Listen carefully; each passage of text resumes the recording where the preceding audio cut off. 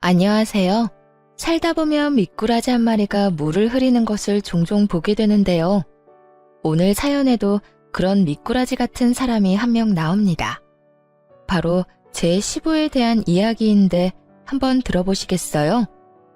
시부는 참 못난 사람이었어요. 어른들이 왜 그런 사람을 속된 말로 놈팽이라고 부르잖아요. 그 단어가 찰떡같이 어울리는 분이었죠.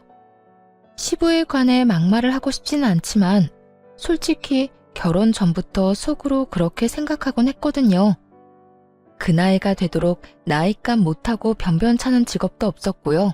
시모가 벌어다주는 돈으로만 생활하는 기생충 같은 인간이었어요. 그래도 가족이라고 어떻게든 안고 가려는 시모와 남편을 보며 내색하진 않았지만요. 도대체 시부가 어느 정도였길래 이러냐고요? 우리 며느리, 그래, 좀 못났지만 얼굴 뜯어먹고 살 것도 아닌데 원래 와이프는 돈만 많으면 돼. 애인 얼굴이나 예쁘면 되지. 안 그러냐? 이런 발언을 상견례 자리에서 할 만큼 참 철없고 정신나간 사람이었어요. 그 뒷수습은 매번 시모와 남편이 했고요. 죄송합니다. 남편이 오늘 기분이 좋은지 약주를 좀 과하게 들이켜더니 이런 실수를 하네요. 고의가 아니었을 거예요. 너무 죄송해요. 아니에요. 괜찮습니다. 그런데 사부인, 얼굴색이 많이 안 좋아 보이세요. 혹시 어디가 아프신 건지? 요즘 일이 많아서 그래요. 자주 이렇게 컨디션이 좋았다 나빴다 하니 신경 쓰지 마세요. 상견례 때는 결국 시부를 빼고 제대로 된 이야기가 오갔죠. 시모께서는 정말 하시는 일이 많았어요. 평생 본인이 번 돈으로 살았고 일도 하지 않는 시부까지 건사해야 했죠. 그렇다고 시부가 집안일을 해주는 것도 아니었어요. 그저 동네 어귀를 돌아다니며 사람들이랑 농담이나 따먹고 시모 돈으로 생색이나 내며 돌아다녔죠. 한마디로 하루 종일 여기저기 기웃대기만 했다는 뜻입니다. 누가 보면 기둥서방이 아니냐고 할 정도로요. 게다가 심심치 않게 시부가 계집질했다는 소리가 들려왔는데 시모는 그때마다 한숨을 쉬며 고개를 젓고는 했어요. 당연히 저런 인간이랑 왜 이혼 안 하고 계속 사나 싶었죠.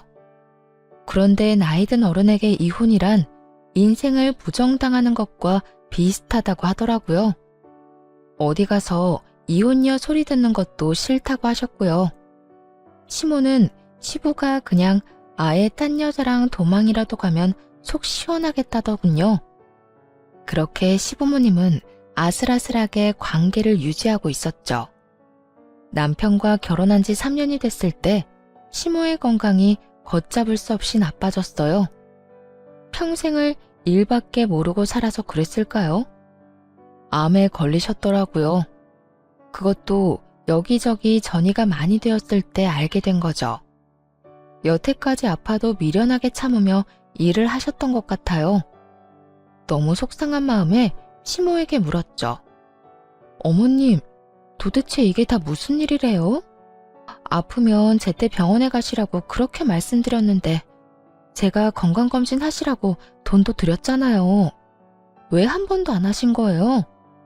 어머님 말만 듣고 병원 잘 다니고 계신다고 생각했는데 제가 바보였어요. 손잡고 병원에 같이 갈 걸 그랬어요. 미안하다. 네가 그렇게 생각할 수도 있겠구나. 하지만 정말 별거 아닌 줄 알았어. 옛날에는 이거보다 더 많이 아파도 참았으니까. 그리고 실제로도 별거 아니었으니까. 그런데 늙어서 그런가 이젠 고통을 참는 것도 힘들더구나. 그래서 병원에 간 거였어. 내 몸이 이렇게 된 줄 알았으면 나도 적당히 일했을 텐데. 그땐 후회해도 아무 소용이 없었죠. 의사의 말에 따르면 상태는 절망적이었어요. 시모의 귀를 피해 보호자인 저희에게 의사가 말하더군요.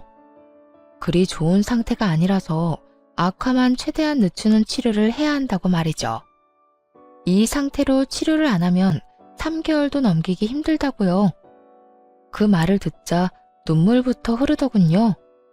남편은 거의 정신이 나갈 지경이었죠. 시모와 사이가 아주 돈독했거든요. 시부가 워낙 밖으로 사고를 치고 돌아다녔으니까요.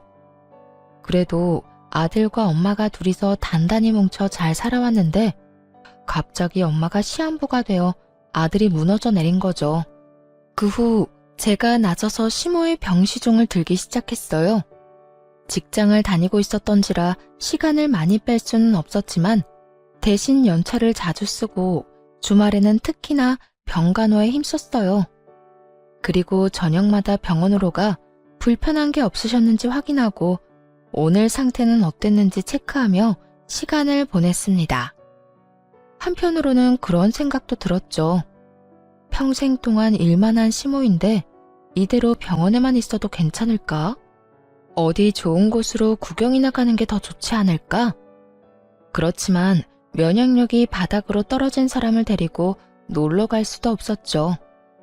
그래서 아무 말 없이 시모의 병간호에만 집중했어요. 그 모습을 옆에서 지켜보던 남편은 너무 고마워했죠.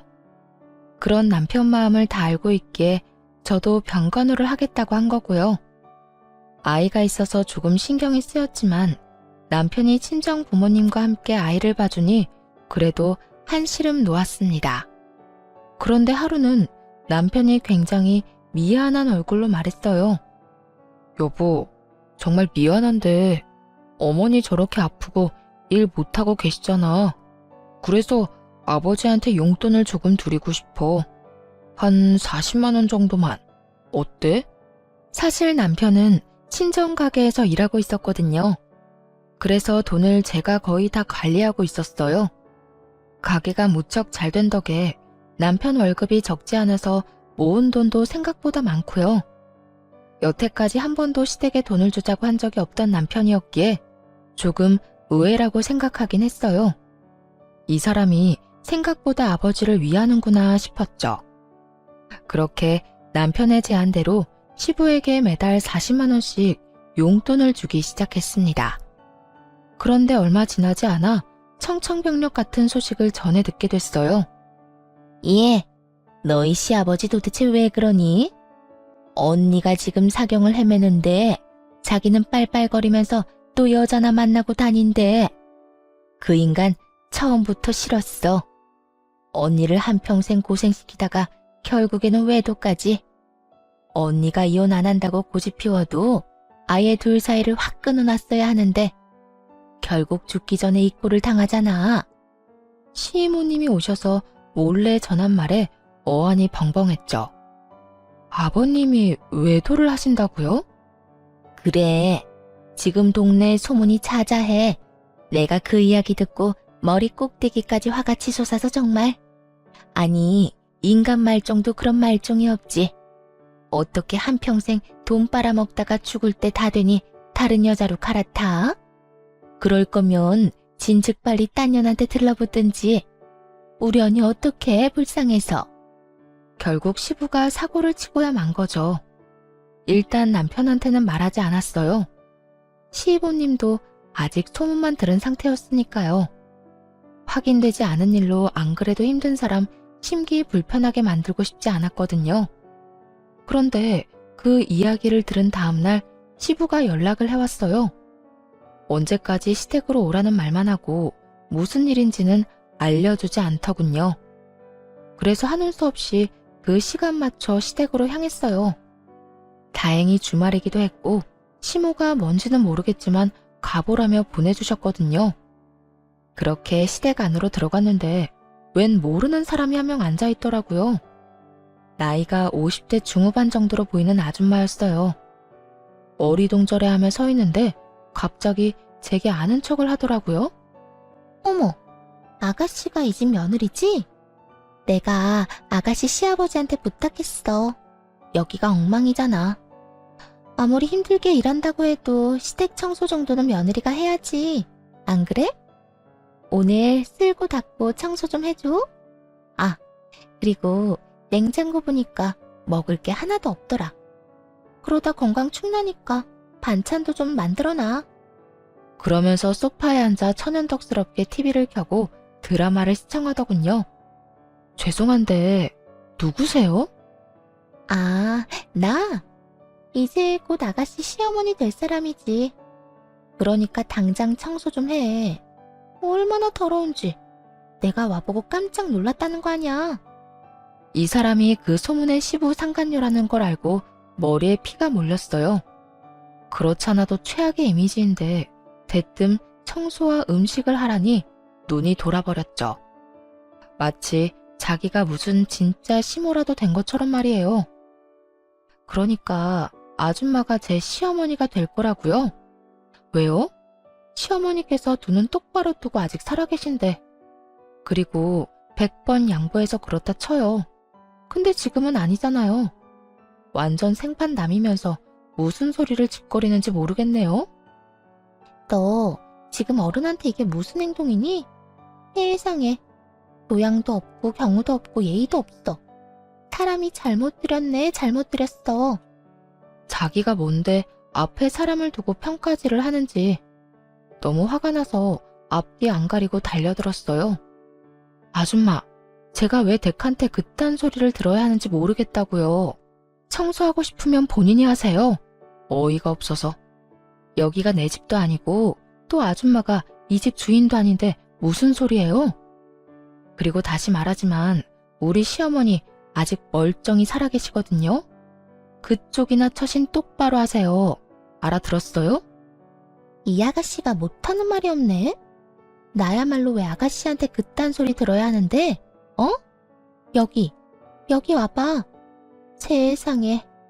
자기 며느리 잘못 들였어. 아주 예의도 없고 경우도 없고 내가 누군지 알면서도 얼굴 빳빳하게 들고 청소 못하겠다고 하는 거 봤지? 때마침 시부가 등장했어요. 그러자 상간녀는 기세가 등등해져서는 막 퍼붓더군요. 시부가 짐짓 엄한 표정을 지으며 아랫사람을 혼내듯 말했어요. 너 내가 여기 왜 오라고 했는지 알아? 다 이 사람 소개해주려고 그런 거야. 근데 어떻게 이렇게 무례하게 굴 수가 있냐? 이제 곧 네 시어미가 될 사람인데 공경하고 받들 줄 알아야지. 대체 왜 그렇게 못되게 굴어? 이 사람이 제 시어머니가 된다고요? 혹시 그이는 알고 있어요? 아무것도 모르고 있던데. 남편은 저 아줌마를 새어머니라고 생각할 일 눈꼽만큼도 없을 거고 저도 그럴 예정이에요. 그리고 아버님도 정신 좀 똑바로 챙기세요. 평생을 헌신한 아내 마지막 길에 이런 추태라니 부끄러운 줄 아시고요. 뭐? 야, 너 지금 시아버지한테 그게 무슨 말버릇이야? 누가 시아버지예요? 아픈 시어머니 병시종에 상간녀 뒤치다거리까지 시키려는 사람이 시아버지요? 아니, 사람이 맞긴 한가요? 너 말 다 했어? 아주 눈에 뵈는 게 없구나. 이제 시아버지고 뭐고 눈에 안 들어온다 이거지? 오양 것. 네 남편 믿고 일어나 본데 내가 아들한테 한마디만 하면 넌 당장 아웃이야, 아웃. 그렇게 되는지 한번 해보세요. 남편이 아버님 편들 것 같죠? 어디 보세요. 진짜로 그렇게 하는지. 그리고 이번 달부터는 용돈도 끊는 게 좋겠네요. 남의 속 뒤집어지는 짓만 하고 계시니 돈이 아까워서요. 그렇게 시부를 비웃어주고 밖으로 나왔어요. 남편도 용돈으로 생활하는데 제가 돈 끊으면 무슨 수로 아버지께 드리겠어요? 생각할수록 시부가 너무나 괘씸했습니다. 아픈 아내 내버려두고 바람 피우는 것도 모자라 며느리까지 불러서 상간녀 뒤치다거리를 하게 만들다니 참을 수가 없어서 시댁에서 나오는 길에 남편에게 전화했죠. 여보, 나야. 아무래도 아버님한테 드리는 용돈 끊어야겠어. 오늘 무슨 일 있었는지 알아? 세상에. 시댁에 갔더니 아버님 상간녀가 있었어. 그 여자가 시어머니 행세하면서 나더러 청소하고 음식까지 하라지 뭐야. 내가 어이가 없어서 정말 뭐? 상관요? 지금 아버지 제정신이셔? 어머니가 지금 저렇게 아파서 생사를 오가는데. 그러니까 말이야. 정신 못 차리신 것 같아. 당신이 아버님 생각해서 용돈 드리자고 한 건 알겠는데 꼭 그래야겠어? 그 돈으로 쓸데없는 일만 하시는 것 같아서 찝찝해. 게다가 내가 그 상간녀랑 싸웠더니 얼마나 뭐라고 하시던지. 그 여자도 멋대로 날 며느리 취급하는데 너무 웃기더라. 어머님께서 아직 두 눈 똑바로 뜨고 살아계신데 자기가 뭐라도 된 것처럼 굴어? 아, 어쨌든 그렇게 알고 있어. 진짜 너무하시네. 잠깐만. 아버지한테서 연락 오는데? 전화 받고 내가 다시 연락할게. 시부는 쥐새끼처럼 빠르게 행동하더군요. 남편에게 바로 연락한 걸 보세요. 그대로 남편과 아이가 있는 친정 가게로 향했어요. 가게 2층에 있는 부모님 집으로 가니 남편이 시부와 큰 소리로 싸우고 있더군요. 전화로는 안 됐는지 시부가 직접 행차한 모양이었어요. 그럼 진짜로 용돈 끊을 생각이니? 네가 어떻게 그래? 아버지한테 감히. 그러면 좀 잘하지 그러셨어요. 와이프랑 어머니 사이가 얼마나 돈독한지 아시잖아요. 아무리 생각이 없고 철이 없어도 해도 될 일이 있고 하지 말아야 할 일이 있죠. 아버지는 최소한의 도리를 저버린 거예요. 어머니가 아직 살아계신데 어떻게 그런 짓을. 저 찾아오지 마세요. 저도 와이프랑 같은 생각이니까요. 이렇게 찾아오셔봤자 어차피 용돈 못 드려요. 결국 시부는 당황한 얼굴로 돌아섰습니다. 그렇게 시부가 포기한 줄 알았죠. 그런데 웬걸 이번에는 돈 달라고 시모를 찾아왔더라고요. 돈 좀 줘. 아파서 누워있어도 서방 돈은 줘야 할 거 아니야. 요새 돈 없어서 아무 데도 못 가잖아. 아픈 시모 앞에서 그딴 소리나 짓거리다니. 저 입을 정말 찢어버리고 싶을 만큼 화났지만 참았어요. 여기서 분노할 사람은 제가 아니었거든요. 돈 맡겨놨어? 이제 앞으로는 당신이 벌어. 여태 나한테 가져다 썼으면 됐잖아. 진짜 아무 데도 못 가는 사람 앞에서 돈 내놓으라는 말이 나와?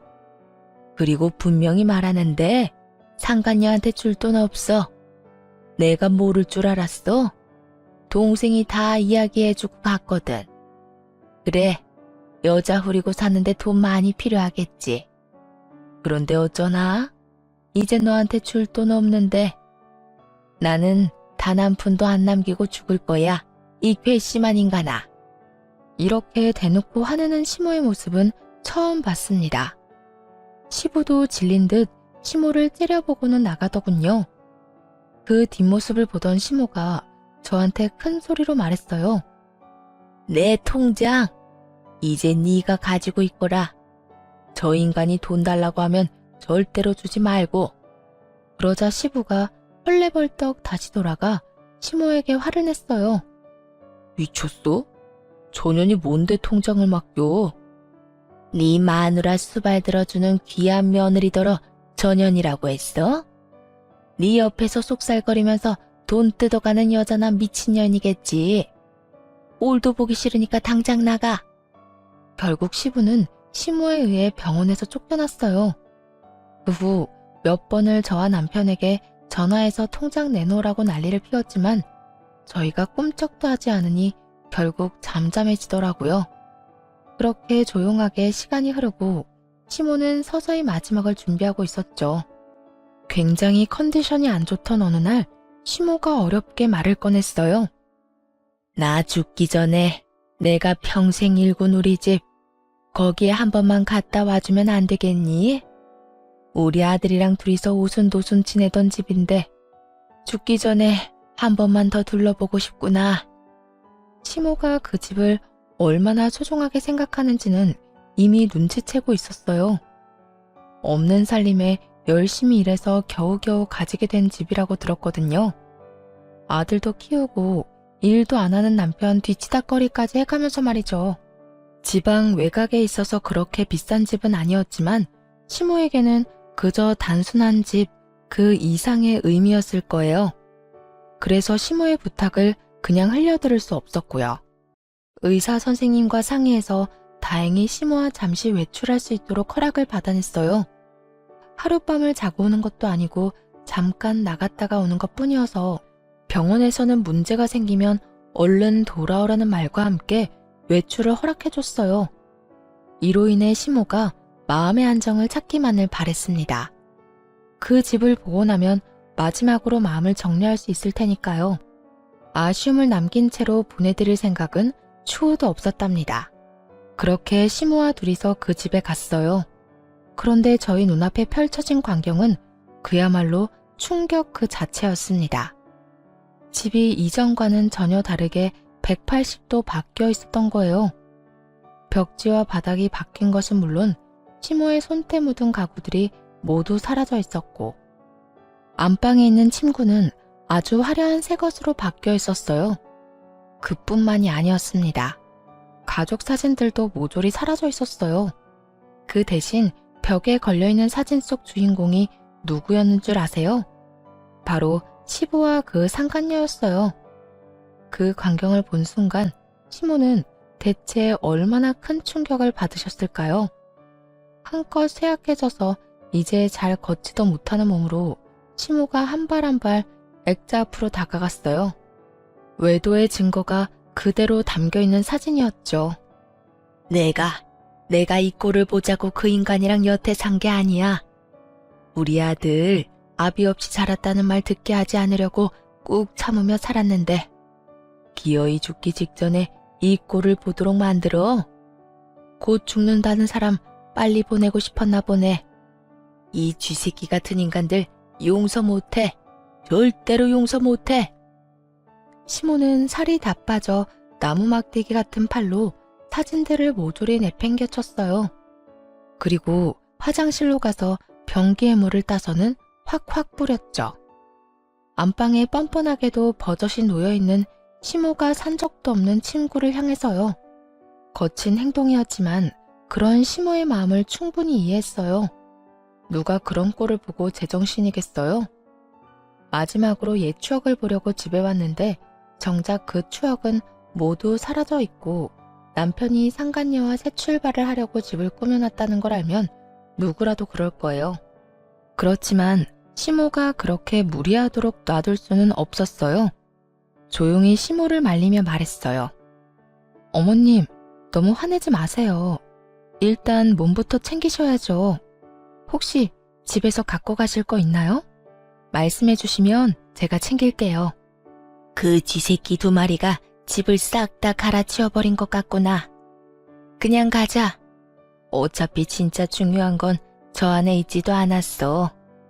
못 믿어온 놈이랑 평생을 살았는데 내가 그 정도 대비도 안 했겠니?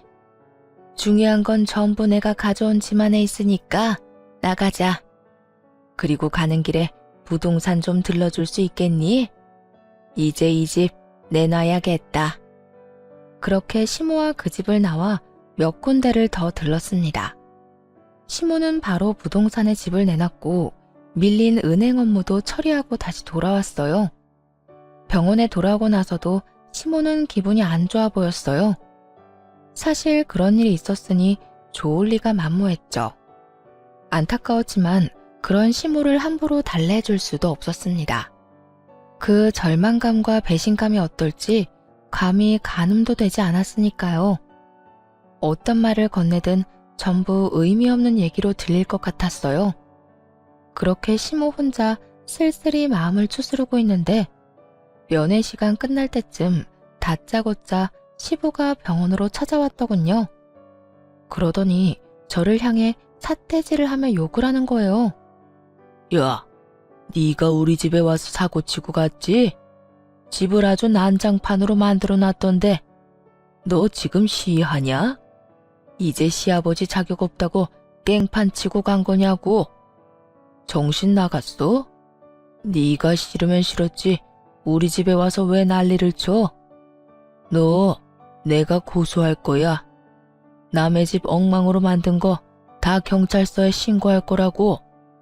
너무 한심해서 대꾸할 가치도 못 느꼈습니다. 옆에서 듣던 시모가 참지 못하고 시부에게 한마디 날렸어요. 그거 내가 했다. 외출증 끊어서 갔다가 난장판 만들어 놓고 왔어. 바퀴벌레 한 쌍이 우리 집에다 헛짓을 해놨길래 그랬다고. 그래서 지금 그것 때문에 화내는 거야? 여태 아픈 마누라 한 번을 들여다보지도 않다가 이제 와서 네가 무슨 자격으로 감히 여길 들어와? 앞으로는 못 들어와. 못 들어오게 막을 거니까. 네 얼굴만 보면 구역질 나고 기분이 더러워서 안정이 안 되거든. 그리고 신고하려면 해. 내가 그 집 그렇게 만들었으니까 나를 신고하라고. 물론 할 수 있으면 말이야. 그 집이 내 집인 건 알지? 당신 집은 코딱지만큼도 안 들어간 것도 알고 있지? 그런 주제에 내 짐 다 빼고 상간녀 짐을 들여놔? 상간녀랑 내 집에다 신혼집 차리려고 작정했어? 네가 인간이야? 뭐? 당신이 어떻게 우리 집에 왔어? 아파서 빌빌거리면서 집에는 또 왜 왔대? 죽기 전에 우리 집 한번 눈에 담으려고 했는데 아주 싹 바꿔놨더라. 그년이랑 알콩달콩 재미있게 살고 싶으면 다른 집으로 가, 이 정신 나간 놈아. 이놈의 할망구가 죽기 직전이 되니까 악만 남아가지고. 넌 뭐가 그렇게 잘났어? 뭐가 그렇게 잘났길래 남 하는 일에 시시콜콜 반대하고 난리야? 말 한 번 잘했네. 그럼 내가 잘났지 못났어? 못난 건 너잖아. 평생을 마누라가 번 돈으로 먹고 산 기생충 주제에. 시모의 신랄한 말에 결국 시부는 할 말을 못 찾고 돌아갔죠. 그러나 모든 일이 시모의 생각대로만 되지는 않았어요. 시모가 돌아가시기 전까지도 그 집은 팔리지 않았거든요. 그리 좋은 집도 아니었고 좋은 지역에 있지도 않았으니까요. 게다가 시부가 매일같이 찾아와 돈 내놓으라고 윽박 지르고 난리를 피우더군요. 결국 시모의 정신적인 건강을 위해서 시부를 못 오게 막았고, 덕분에 마지막 며칠쯤은 시모도 편하게 지낼 수 있었어요. 비록 시부의 외도로 인한 스트레스가 컸는지 생각보다 일찍 돌아가시기는 했지만요. 그리고 장례식이 치러졌죠. 그런데 그날 시부가 그 상간녀를 데리고 와서 시시덕거리는 걸 직접 보게 됐어요. 어이가 없었지만 날이니만큼 제 선에서 해결하려고 했는데 실패하고 말았죠. 바로 남편까지 그 꼴을 목격한 거예요. 장례식은 그야말로 난장판이 됐어요. 남편이 눈을 뒤집은 채 불같이 화를 냈거든요.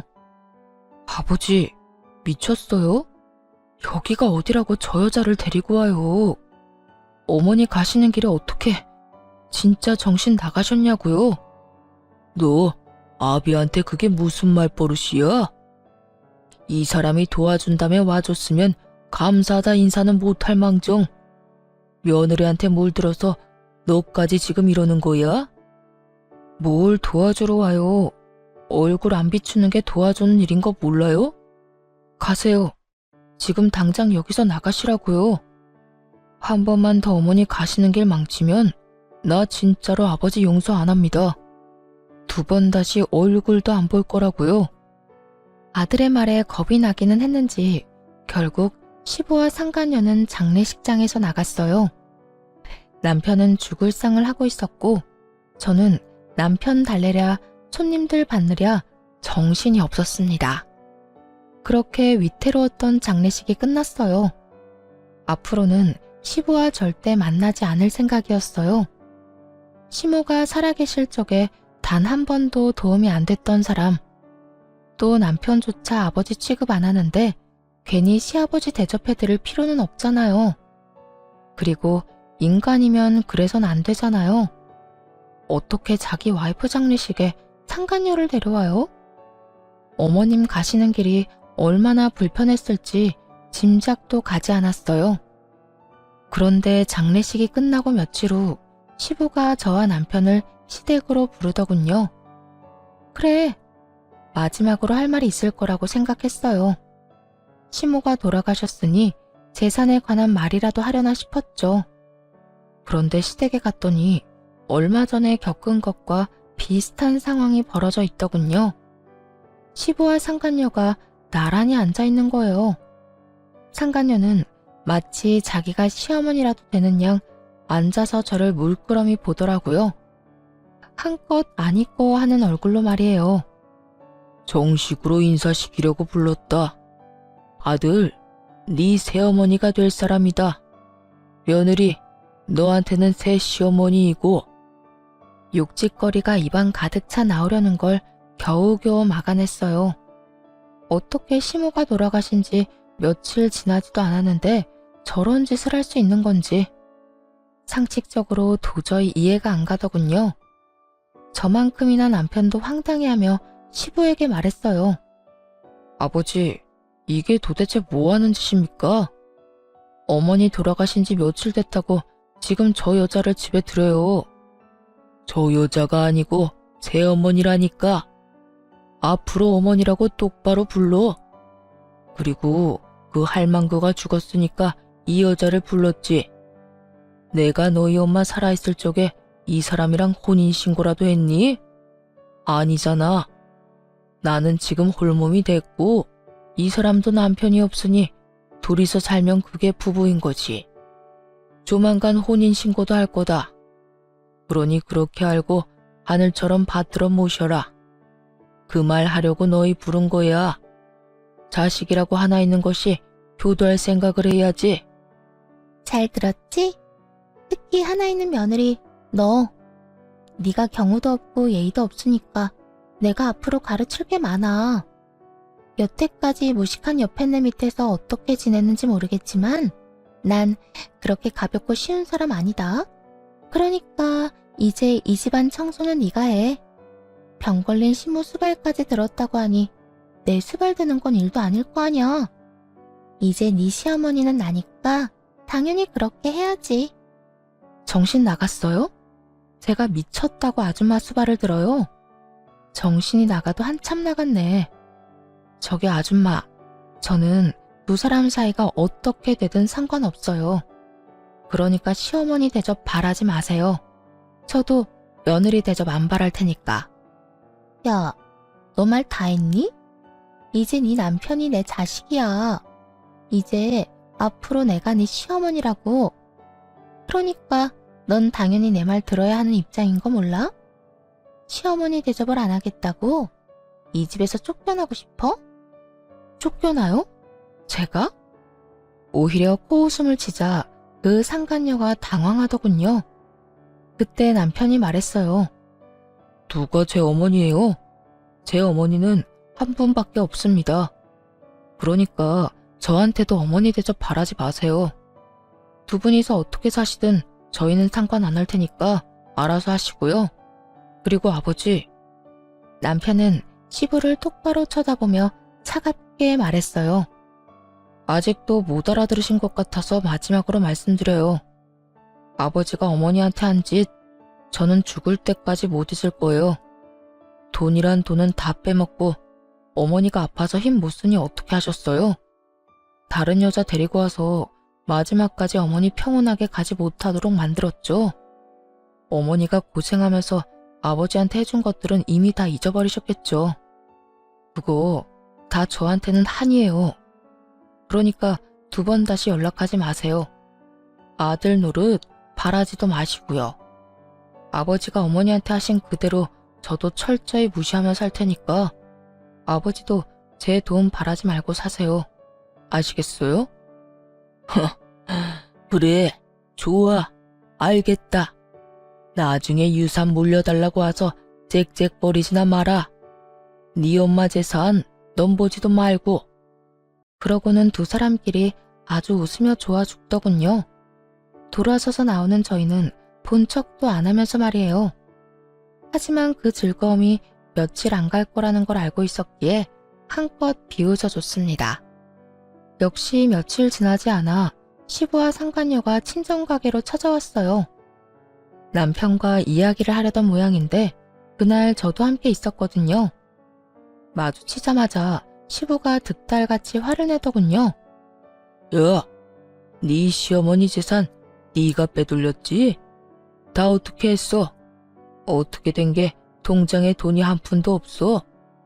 게다가 집에 있는 담보대출은 도대체 뭐야? 네가 가져갔어? 내가 그 옆에 내 병원 들어간 직후에 확인했을 때는 깨끗했는데. 야, 머리 좋더라고요. 시모가 병원에 들어가자마자 시모 재산을 파악했었다니. 정말 한 번 나쁜 놈은 참 변함없이 나쁘다는 걸 알게 됐어요. 그걸 왜 저한테 물으세요? 제 이름으로 대출을 받을 수 있다고 생각하세요? 그 집이 어머님 이름으로 되어 있는데? 네가 옆에서 시험이 살살 긁어서 돈 빼갔을지도 모르지. 죽을 때까지 옆에 있었으면 알 거 아냐? 돈이 어디로 간 건지 정도는. 나서서 수발든다고 할 때부터 이상했지. 너 이러려고 수발든 거지? 네 시어머니 재산 빼돌리려고. 그러니까 근거 없는 소리 좀 그만하시고요. 은행 가서 누가 담보대출 받았는지 확인이나 해보시라고요.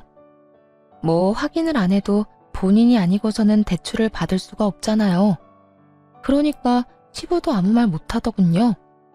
그리고 이미 직접 은행에 가서 확인하고 왔을 거예요.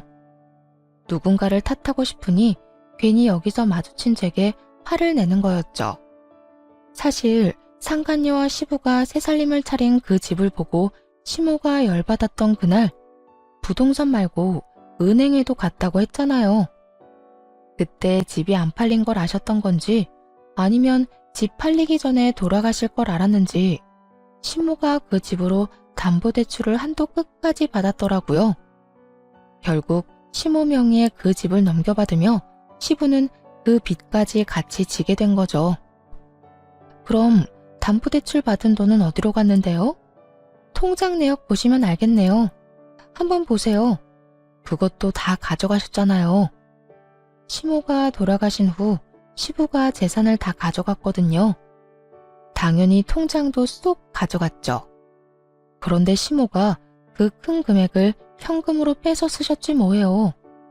그 바람에 그 많던 돈이 어디로 간 건지 아무도 알 수 없게 됐거든요. 게다가 거액의 입원비와 처치 비용으로 시모 통장에는 진짜 돈이 마른 상태였어요.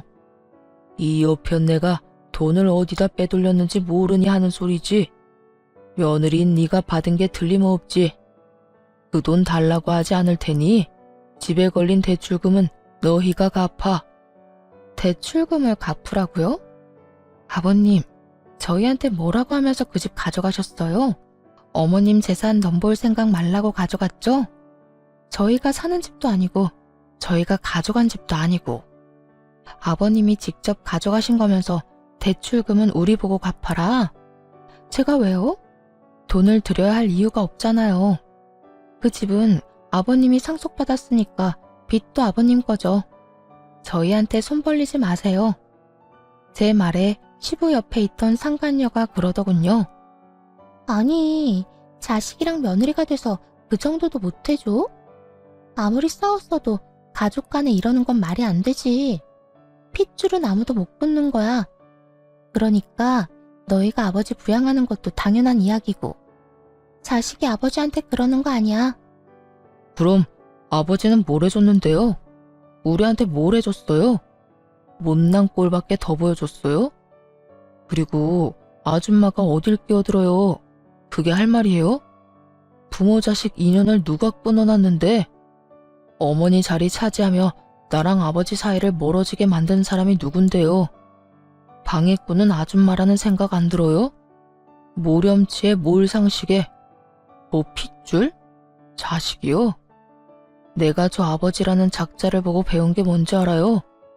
저 인간처럼 살지 말자는 거 딱 그거 하나입니다. 그러니까 자식이니 부모니 그딴 거 운운하지 말고 법대로 하세요. 법대로. 그 집 가져갔으니 알아서 빚 갚으시고 우리한테 어떤 것도 요구하지 마세요. 더는 아버지 만나기도 싫으니까. 남편의 칼 같은 말에 시부와 상간녀는 아무 말 못하고 그대로 돌아서더군요. 할 말이 없었는지 아니면 말이 막힌 건지는 모르겠지만요. 사실 시모가 가진 재산이 적지는 않았어요. 다만 돌아가시기 직전에 모두 처분했기 때문에 저 사람들이 찾지 못할 뿐이었죠. 예를 들어 시모는 대출받은 돈으로 귀금속을 여러 개 사셨었어요. 그리고 그 안에 우리 아들 이름을 새겨서 선물로 주셨죠. 현금으로 사셨으니 시부는 그 돈을 영영 못 찾을 게 뻔했죠. 그렇게 시모는 시부에게 큰 엿을 먹이고 떠났답니다. 자신이 죽은 후에도 시부가 자식 괴롭힐 걸 알았는지 아니면 시부에게 단 한 푼도 남기지 않겠다는 그 다짐을 지킨 건지 진실은 아무도 모르지만 지금 시부가 쪼들리는데 시모의 역할이 매우 컸죠. 곧 시부와 상간녀의 사이도 삐걱거리기 시작했어요. 아무리 뒤져봐도 시모가 남긴 재산이 더 이상 없다는 걸 확인하게 됐으니까요. 게다가 집 대출금도 못 준다고 딱 끊어버렸으니 결국 그것도 시부가 갚아야 했죠. 집이 이미 시부의 것으로 되어 있었으니까요. 시부가 일을 하는 것도 아니었기에 버거운 상황이었어요. 욕심만 내지 않았다면 그 집은 빚 없이 온전히 시부의 것이었을 텐데 또 바로 상간녀를 데려와 남편과 제 속을 뒤집어 놓지만 않았다면 그 집 대출금도 저희가 해결해 드릴 생각이었거든요. 1년, 아니 3개월의 시간이라도 지나고 여자를 데려왔더라면 이해하려고 해봤겠죠. 그런데 굳이 길을 힘들게 돌아가는 걸 보니 뭐든 해줄 필요가 없겠더군요. 그렇게 시부와는 연락을 딱 끊었어요. 그 뒤에 시부에게서 연락이 온 것은 시모가 돌아가시고 몇 달이 지난 후였어요. 사실 한동안 시부 전화번호로 연락이 오면 차단을 했거든요. 그런데 어느 날 모르는 번호로 연락이 왔는데 왠지 시부일 것 같더라고요. 혹시나 하는 마음으로 전화를 받았죠. 정말로 중요한 일이 있어서 전화를 했을지도 모르잖아요. 곧이어 귀에 들려온 건 어이없는 꾸짖음이었어요. 아들한테 들었다. 네가 나한테 돈 못 보내게 막는다며? 아무리 그래도 그렇지 어떻게 인간이 그럴 수가 있냐? 내가 아무리 너한테, 아니 네 시어머니한테 몹쓸 짓을 했다고 해도 말이다. 이런 식으로 사람 피말리는 건 아니지 않냐? 명색이 내가 네 시아버지인데 어떻게 돈 한 푼을 안 줘? 늙어서 일도 못하는 노인네 그냥 여기서 말라 죽으라는 말이냐? 긴 소리 안 할 테니 돈 좀 붙여라. 네 시어미가 마지막에 왜 나한테 그런 악독한 짓을 했는지는 모르겠지만 지금 이 집마저도 고물단지야. 대출을 그렇게 많이 끼워놓으면 나더러 어떻게 하라고. 나는 당연히 너희가 갚아줄 거라고 생각했지. 그런데 대출금을 갚아주지도 않고 용돈도 안 보내주면 어떡하라는 거야? 응? 전에 이미 이야기 다 끝난 걸로 아는데요. 그러게 아버님이 알아서 잘하셨어야죠. 솔직히 저는 남편이 돈 달라고 하면 줬을 거예요. 근데 저 때문에 안 된다고 하는 거 보니 남편한테도 미운 털 단단히 박히셨네요. 그리고 돈 맡겨놓은 것도 아닌데 왜 자꾸 돈 내놓으라 말아 하세요? 아니, 그러면 그 돈이 다 어디로 갔다는 말이야? 내가 봤을 때 너 말고는 그 옆엔 내가 맡길 곳이 없어. 둘이서 짜고 나 물 먹이려고 그랬잖아. 지금이라도 네 시어머니가 숨겨놓은 돈 나한테 돌려줘. 그러면 더 이상 너희한테 연락 안 한다니까. 아니 그러니까 돈이 필요하면 그 집 파시면 되잖아요. 그 집 팔고 남은 돈으로 생활하시면 되겠네요. 대출 받았다 하더라도 차액이 좀 있을 텐데요. 그때 듣기로는 한 7천만 원 남겨놓고 대출하신 걸로 알고 있어요. 그거 받아서 알뜰하게 쓰시면 얼마든지 생활하실 수 있잖아요. 저희는 부양 안 해드리기로 결정했으니 기초생활수급자 신청이라도 하시고요. 이렇게 말해봤자 해드릴 거 없다고 말씀드렸잖아요. 너희가 있는데 왜 내가 기초생활수급자가 돼야 해? 너희들 그때 그러지 않았냐? 그 여자랑 헤어지면 나 부양해 줄 거라고. 그렇게 이야기한 적 한 번도 없거든요. 시부는 자기 입맛에 맞도록 말을 교묘히 바꿔서 얘기하더라고요. 그래서 그 아줌마랑 헤어지셨어요? 왜요? 둘이 죽이 척척 잘 맞던데 계속 같이 사시지 않고. 그 여자가 그렇게 나쁜 년인 줄 누가 알았겠냐? 내가 아무리 찾아봐도 돈이 없어서 어쩔 수 없이 그 집을 팔기로 했지. 그런데 그년이 그 집 팔고 나서 남은 돈을 자기한테 맡겨달라는 거야. 자기가 갖고 있겠다고 보관만 하겠다는데 그 말을 믿을 수가 있어야지. 아무리 봐도 들고 튈 것 같아서 그 돈 안 준다고 했거든. 뭐 안전하게 내가 들고 있으면 되니까. 그런데 그거 가지고 얼마나 빽빽거리고 잔소리를 하는지. 내가 몇 마디 좀 심한 말 했다고 짐 싸서 도망가 버렸어. 근데 이 여편네가 지 몸뚱어리 하나만 나가면 될걸. 우리 집에 있는 가전이며 가구며 싹 다 팔아먹고 갔잖아. 알고 보니 오죽 독한 게 아니었다 정말. 그래서 지금 집에 TV도 냉장고도 아무것도 없어. 이 상황에서 도대체 어떻게 하란 말이냐? 그 이야기를 듣는데 약간 이상하더라고요.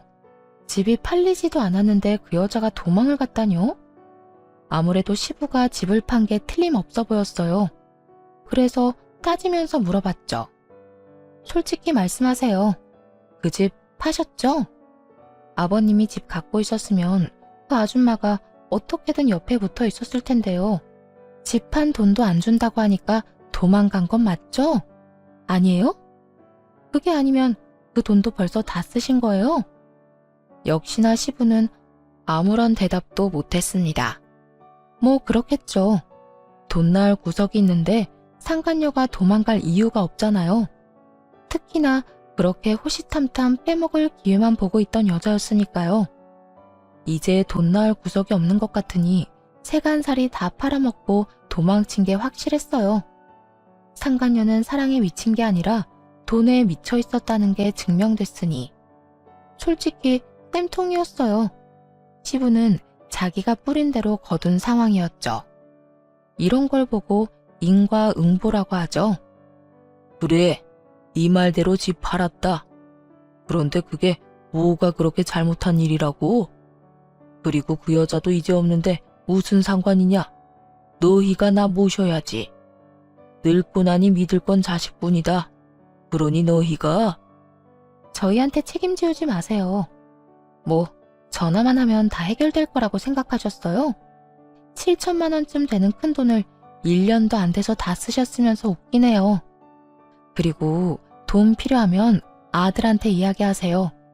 저는 남편이 달라고 하면 준다니까요. 그런데 어쩌죠? 남편은 저한테 아무런 말도 안 했거든요. 내가 이야기 안 해본 줄 알아? 상황이 어렵다고 제발 돈 좀 붙여달라 애원을 해도 안 주더라. 이게 네가 한 짓이 아니면 누가 한 짓이야? 내 아들 쥐락펴락하는 것도 이제 그만둬라. 너 때문에 부자간의 거리만 멀어지고 있어. 집안의 여자를 잘못 들였지. 마누라도 죽으면서 남편 뒤통수 치더니 며느리까지. 뒤통수는 아버님이 쳤겠죠. 어머님이 왜 그렇게 독하게 재산 다 없애고 가셨는지 이제야 이해가 되네요. 아버님이 고마운 줄도 모르고 욕이나 해대는 사람이니 그러셨겠죠. 이러니 아들도 아버지한테 돈을 안 주겠다고 하지. 제가 두 사람을 멀어지게 하는 게 아니라는 거 아직도 모르시겠어요? 이런 식으로 남한테 기대기만 하고 피땀 흘려 번 돈을 가져가려는 게 문제라고요. 그 행태가 사람을 질리게 하는 거예요. 그리고 양심이라는 게 있으면 아내 장례식장에 다른 여자는 데리고 오지 말아야지. 아들 보는 앞에서 그게 무슨 정신 나간 짓이에요? 혼자서 정 떨어지는 짓은 다 해놓고 이제 와서 또 남 탓. 제발 좀 부끄러운 줄 아세요. 결국 전화를 끊고 화가 나서 남편에게 이 일을 말했죠. 시부가 제게 전화해서 난리쳤다는 걸 안 남편은 한숨을 푹 내쉬더군요. 그러고는 무언가를 결심한 듯 시부에게 당장 전화했어요. 시부는 자기한테 돈이라도 주려는가 보다 싶었는지 아주 밝게 전화를 받더군요. 그래, 나다. 돈 주기로 했지? 내가 오늘 며느리한테 전화해서 한 소리 했다. 어디 어른한테 못하는 소리가 없는지. 아버지, 이참에 확실히 말씀드릴게요. 저는 돌아가시기 전에 어머니 가슴에 대못 박은 아버지 절대로 용서 못해요. 그리고 장례식장에서 한 짓도 용서 안 할 거고요. 그러니까 남처럼 사세요, 남처럼. 왜 이제 와서 아버지 노릇을 하려 하세요? 평생 그런 척도 한 적 없으면서 왜 자식한테 들러붙으려 하냐고요? 다 늙어서 힘 없어지니까 편하게 살려는 심보 다 알고 있어요. 전 어머니랑 달라요. 어머니는 그런 아버지 다 받아주겠지만 저는 받아들일 생각 없습니다. 그러니까 이제 연락도 하지 마세요. 부자간 인연은 여기서 끊긴 걸로 할 테니까요. 그리고 와이프한테도 전화하지 마세요. 앞으로 또 돈 때문에 전화하면 경찰에 신고할 테니 그렇게 알고 있으세요. 야, 아들, 네가 어떻게 나한테 그런 말을 해? 어떻게 네 아버지한테? 빗줄은 끊을 수 있는 게 아니다. 아들아, 다시 한번 잘.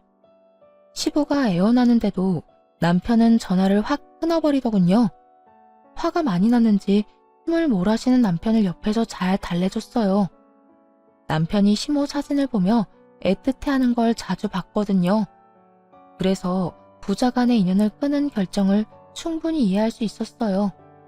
시부는 그렇게 된 후에야 가족의 소중함을 깨달았던 것 같아요.